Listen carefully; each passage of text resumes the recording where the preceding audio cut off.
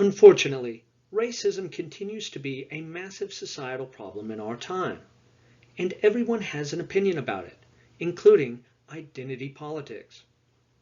One side seems to think destruction can generate progress.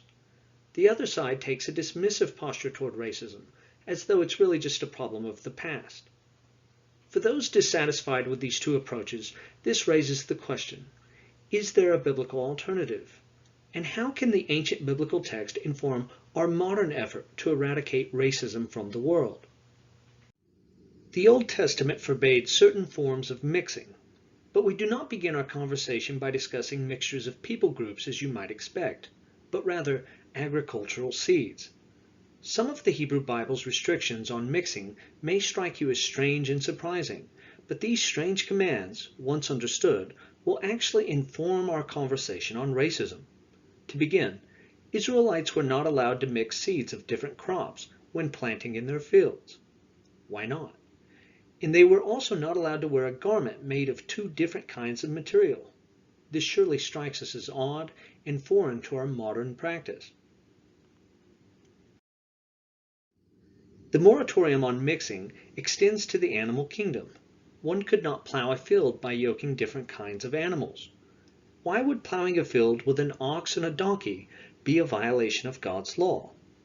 And verse 11 is like the verse in Leviticus, except more specific. It says not to mix the fabrics linen and wool together. Again, the question is why?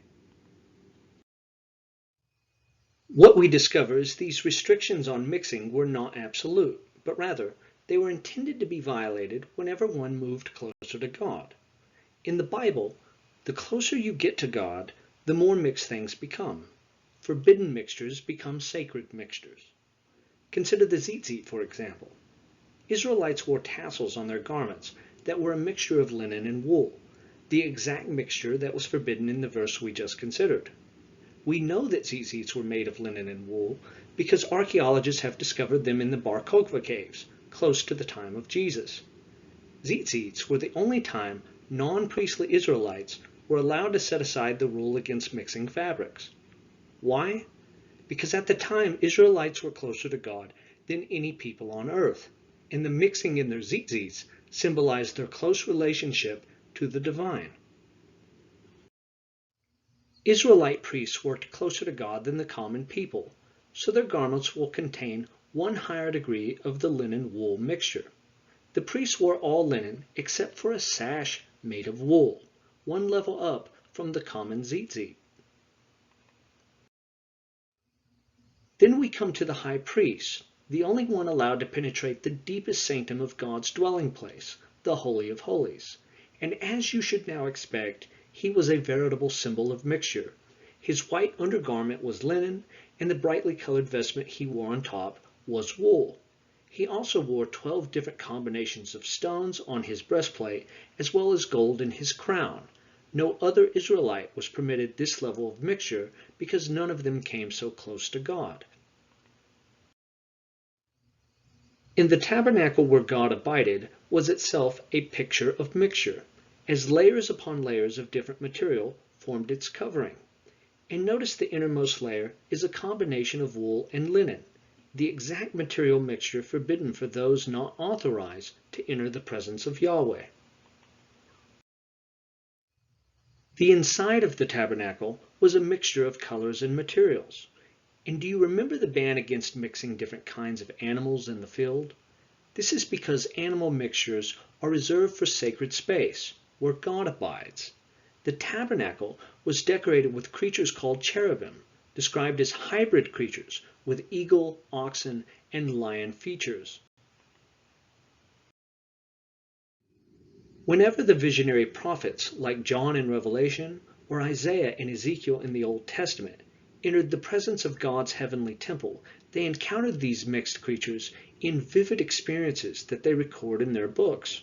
The mixtures forbidden in common space were reserved for sacred space, whether the temple on earth or the one in heaven.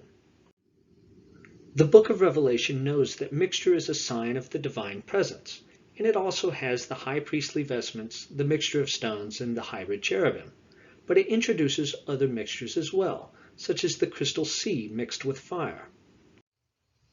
And while mixing agricultural seeds in the field and vineyard was a ban that applied to all Israelites, things will change in the heavenly city, because on either side of the river stands the tree of life, which yields 12 different kinds of fruit for each month of the year, a mixed-up piece of vegetation, if there ever was one.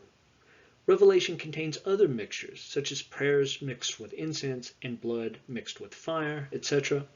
But throughout the book of Revelation, there is one kind of mixture discussed and celebrated more than any other as a sign of the divine presence.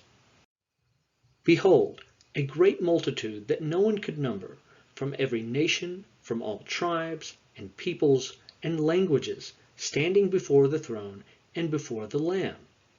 This basic formula of a linguistically and racially mixed crowd is employed at multiple junctures in the book of Revelation as a description of divine throne room scenes.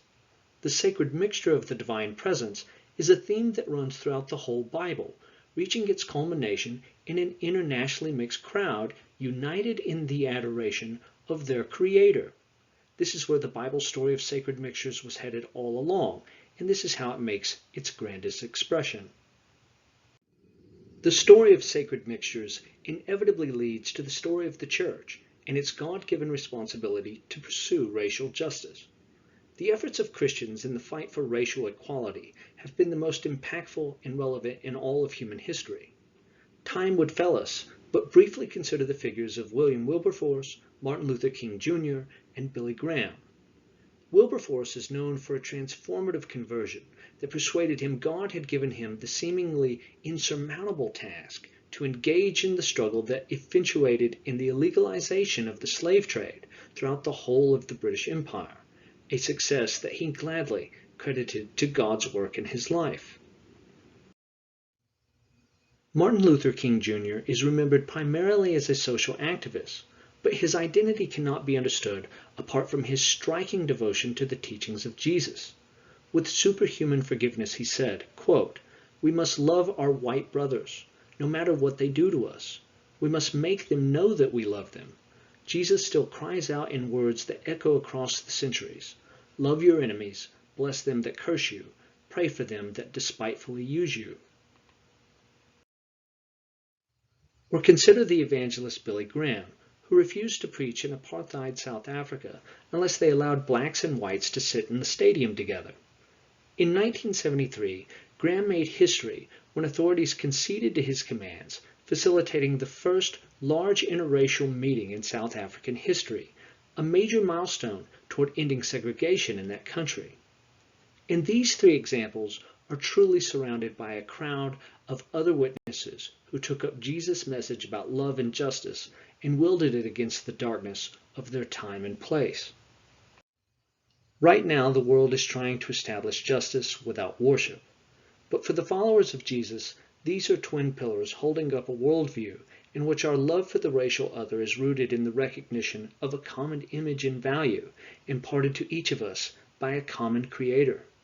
Things like political correctness and critical race theory will always be limited in their ability to establish equality because they lack the indispensable pillar of worship, as well as the recognition that every human being's worth comes directly from God, not from the state or the individual's merit.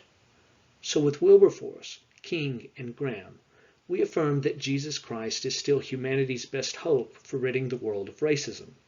Jesus is still our best chance at realizing our potential for a united humanity, instructed by the related imperatives of worship toward God and justice for all mankind.